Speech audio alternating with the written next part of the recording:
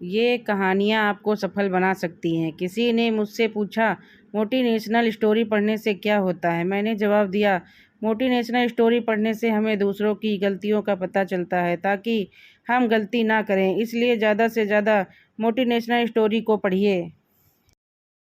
Number 1, हार गया लेकिन खुद से जीत गया। हरीश नाम का एक लड़का था। उसको दौड़ने का बहुत शौक था। वह कई मैराथन में हिस्सा ले चुका परंतु वह किसी भी रेस को पूरा नहीं करता था। एक दिन उसने ठान लिया कि चाहे कुछ भी हो जाए, वह रेस पूरी जरूर करेगा। अब रेस शुरू हुई। हरीश ने भी दौड़ना शुरू किया। धीरे धीरे सारे धावक आगे निकल रहे थे।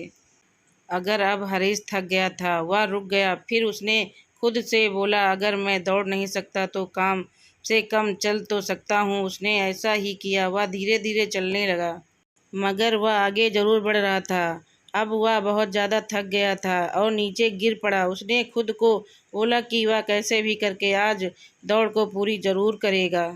वह जिद करके वापस लौटा, लड़खड़ाते हुए आगे बढ़ने लगा और अंततः वह रेस पूरी कर गया। माना कि वह रेस हार चुका था, लेकिन आज उसका विश्वास चरम पर था।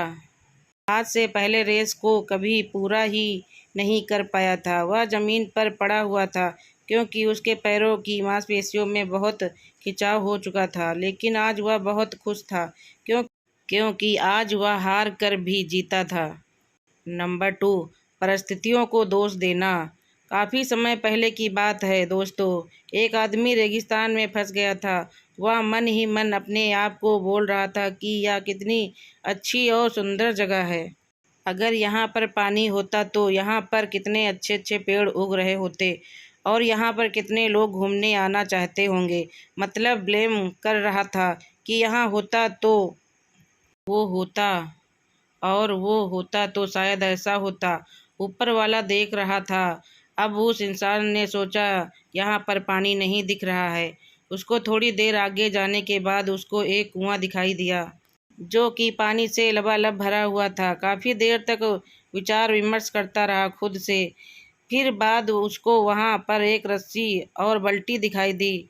उसके बाद कहीं से एक पर्ची उड़ के आती है जिस पर्ची पे लिखा हुआ था कि तुमने कहा था कि यहाँ पर पानी का कोई स्रोत नहीं है।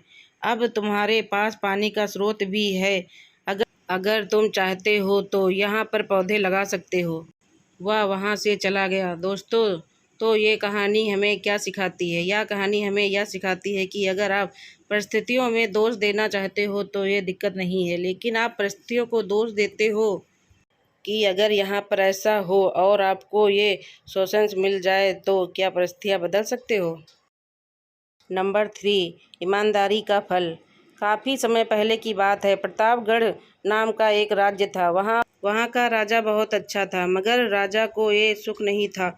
वह यहाँ की उसके कोई भी संतान नहीं थी और वह चाहता था कि अब वह राज्य के अंदर किसी योग्य बच्चे को गोद ले ताकि वह उसका उत्तराधिकारी बना सके और आगे की बागडोर को सुचारू रूप से चला सके। और इसी को देखते हुए राजा ने राज्य में घोषणा करवा दी कि सभी बच्चे राजमहल में एकत्रित हो जाएं। ऐसा ही हुआ। राजा ने सभी बच्चों को पौधे लगाने के लिए भिन्न भिन्न प्रकार के बीज दिए और कहा कि अब हम 6 महीने बाद मिलेंगे और देखेंगे कि किसका पौधा सबसे अच्छा होगा। महीने बीत जाने के बाद भी एक बच्चा ऐसा था जिसके गमले में वह बीज सभी तक नहीं फूटा था, लेकिन वह रोज़ उसकी देखभाल करता था और रोज़ पौधे को पानी देता था। देखते ही देखते 3 महीने बीत गए। बच्चा परेशान हो गया। तभी उसकी माँ ने कहा कि बेटा धैर्य रखो, कुछ बीजों को फलने में ज़्यादा वक्त लगता है। और वह पौधे को सींचता रहा। 6 महीने हो गए। राजा के पास जाने का समय आ चुका था, लेकिन वह डरा हुआ था कि सभी बच्चों के गमलों में तो पौधे होंगे और उसका गमला खाली होगा। लेकिन वह बच्चा ईमानदार था और सारे बच्चे राजमहल में आ चुके थे। कुछ बच्चे जोश से भरे हुए थे क्योंकि उसके अंदर राज्य का उत्तराधिकारी बनने का प्रबल लालच था। अब राजा ने आदेश दिया। सभी बच्चे अपने अपने गमले दिखाने लगे, मगर एक बच्चा सहमा हुआ था क्योंकि उसका गमला खाली था। तभी राजा की नज़र उस गमले पर गई। उसने पूछा, तुम्हारा गमला तो खाली है? तो उसने कहा, लेकिन मैंने इस गमले की 6 महीने तक देखभाल की है।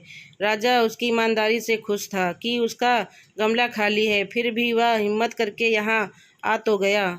सभी बच्चों के गमले देखने के बाद राजा ने उसे बच्चे को सभी के सामने बुलाया।